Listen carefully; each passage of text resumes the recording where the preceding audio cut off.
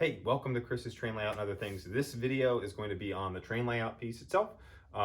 Before we get into it, if you haven't, please subscribe to this channel. We are at about 75% of people that watch my videos aren't subscribed. So please just hit that subscribe button. It helps like the video, but let's get into it.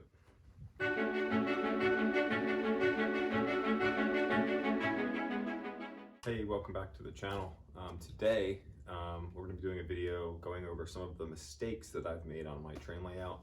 I kind of hinted towards some of those in my previous video where I did a layout overview. So today I figured, hey, let's go ahead and kind of just be honest about some of the things that I wish I would have done differently, or some of the things that maybe I'll try to change down the road. So let's get started. All right, so the first mistake that we'll start off with is going to be the turntable area, and specifically the tracks, the whisker tracks around the turntable.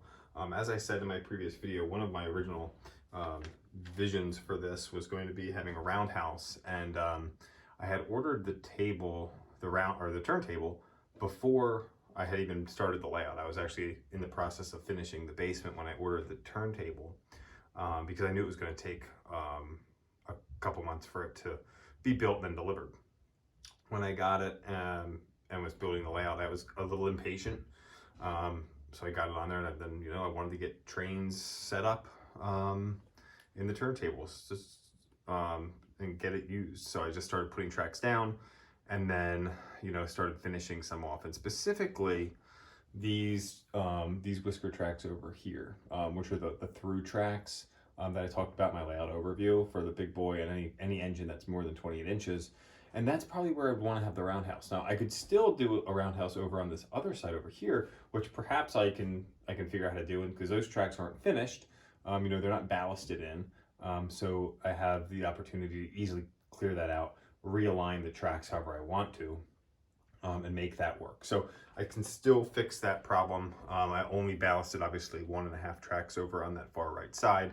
So that's easy. That's an easy fix, but I got a little impatient and just kind of rushed and did some things that I wish I could go back and change there. So that's mistake number one. Mistake number two is actually all around the layout, and that is going to be the backdrop. I used 1/8" hardboard or MDF for the backdrop on this, and I like what I did. I like having the blue with the white to make it look as though that white's kind of faded through. I wish I would have done a little bit more white at the base and then faded into the blue a little bit more, but that's not the mistake that I'm concerned about. The mistake I'm concerned about is the height. I got the boards that I purchased for this were just 4x8. So then I cut them in half. So the height of the backdrop's only 24 inches. And the problem that provides is when you're making videos or taking pictures and things like that, and you come down to take your pictures, it doesn't go up high enough, so you can see the wall in the background and things like that, unless I come over here where I have it step up, so I can come over here and now I can get a better shot where you just see that sky scene in the background. But if I come up here to that upper level, there you go. You can see the top of that backdrop. So I would have gone back, if I could do it again, I would have probably had that backdrop go up to at least 36 inches, if not even higher, in certain spots. All right. The next mistake that I have is the station siding. So I talked about this in my layout overview. So obviously I've got the station on the inside here, and then I have my inner main line, my outer main line, and then a siding. And so, I should have the siding on the inside, would have made more sense. What that also would have provided me, if I had the siding on the inside, is that would then travel straight through into the turntable, where I could come off the turntable into the siding without fouling the main. I could have easily done that, and then had them, switch back out that, or, curve, and I could have made it work. I sketched it up this way when I was using the track software, and when I was drawing it out even before that, and I never thought about what this would do until I got it to this point and I realized, oops, That was a mistake. And so to correct that would be a lot of tearing track and ballast out and then switching some things around.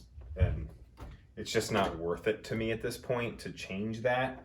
You know, I've got so much other work to do on this layout that I'm not concerned about changing that much within here at this point in time. Maybe years and years down the road I will, but that was a pretty big mistake. The next mistake is going to be the control panel. So I had ordered this. I can't remember the material that I used. It's like a plastic material, begins with an L. Someone will probably know and put it in the comments. What I had originally done with this was I had my turntable here, which is why these are all, there's all these holes here, because I had these toggle switches. And then I realized obviously I wasn't going to be able to fit enough. It was going to be too cluttered. So I rebuilt this entire panel here and did the turntable separately with those toggle switches for the power for those tracks. Some of them are still unpowered at this point. And then I have my Millhouse River Studio control panel for the turntable here. This is great. This is a disaster. Now obviously I've got all these holes here, and then I put my switches on here too. And originally that was a good idea. The problem I have now is if I want to redo this, I have to take all these switches off. And the only way to get the wires out is to cut them and then re-splice them back in. And these, you know, these are for the DZ1000 switch machines. The wires are so small. It is really a pain to work with them because they fall apart easily. It's a mess. So I'm kind of just letting it go at this point. I might try to work on building some sort of wood to go over top of this and make it look a little bit cleaner. But that was a big oops at where I'm at now. You know, having this one I think this one looks a lot nicer just with this easy pine framing, and this one's a mess. So that's going to be a project for well down the road. Along with this, the next mistake is going to be under the layout. Underneath the thing is a disaster.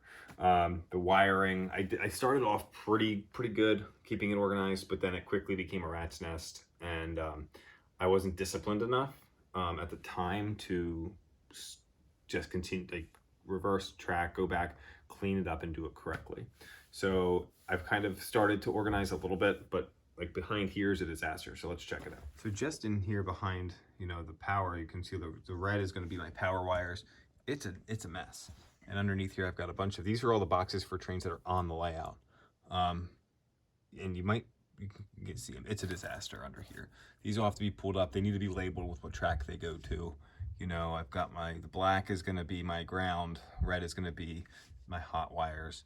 And this section's bad because I've got so many tracks, powers going up to the whisker tracks and things like that. But overall, across the other side of the layout, it's pretty bad too. It's not this bad, but it's bad. That you don't know which wire is going where. And so this has got to be cleaned up.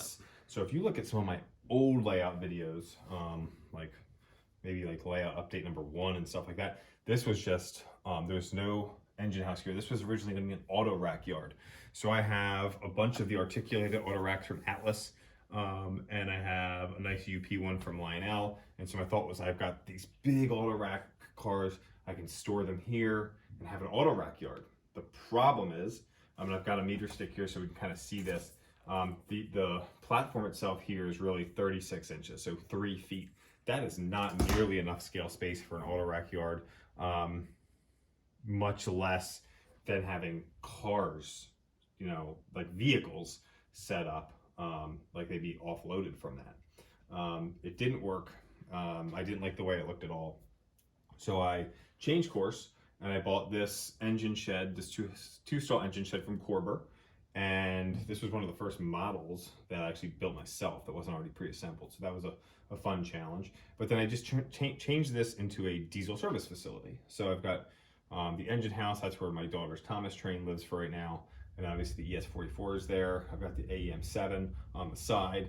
And then on the back, I've got some trains, just kind of some cars stored. So if we lean over, I've got one of the tops of the engine house is off. We can come back here and there's I think a hopper car and then a gondola in the back there that's got some trash. And if we come over on this side, if we come over here, you can see I've got some Georgia Pacific stacks of plywood there We've got some junk over on the side. We've got some pallets and things like that. So this area is a little bit coming together as well. I need to change the concrete to have it match that weathered concrete that I have over here at the passenger platform. I've got a video on that if you're interested in how I do my concrete. So that's a problem or mistake that I have already corrected. All right, so the next one is going to be this area here. So this is obviously my engine, or the yard that I've got trains stored on. And my vision was, when I built this layout, that I wanted to be able to store my rolling stock on the layout itself. I didn't want to pull them off, put them in boxes, or come up with another storage solution. I wanted to be able to keep them here. I could just have a switcher come in and pull them out. The reality is it just feels a little bit cluttered, and I was trying to avoid that. But you know, the thought would be, you know, if I didn't have this here, I could have a town scene. I've got the oil refinery that I've got in over here that needs some work. But I could have done more of a town scene here. I've got the road that goes up to that upper spine level that I'm building, the spine town, if you will, and then having like a farm. I've got the cabinet factory up on that upper level.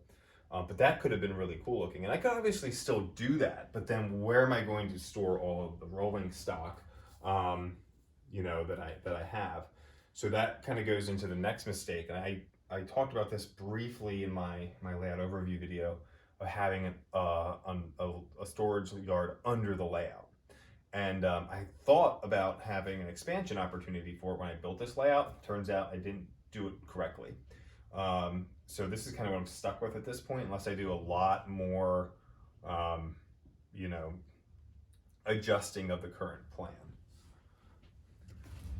All right, so that goes through some of the mistakes that I've made, and I made more than that, you know, with some scenery things here and there, or changing how I'm doing certain scenery things. But those are the bigger mistakes that I've made, and obviously one that I've already corrected.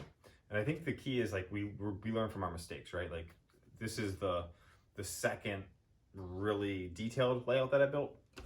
Had one as a kid, but we never really finished it off. It was basically just a tabletop with some 027 track on it. It wasn't that exciting. And so we make mistakes all the time, and the key is learning from it and figuring out how to make things better and not make those same mistakes the next time. So I wanted to share my mistakes with you. So if you're looking at doing a track plan and planning out your layout, thinking about some of those things. Where are trains going to be traveling?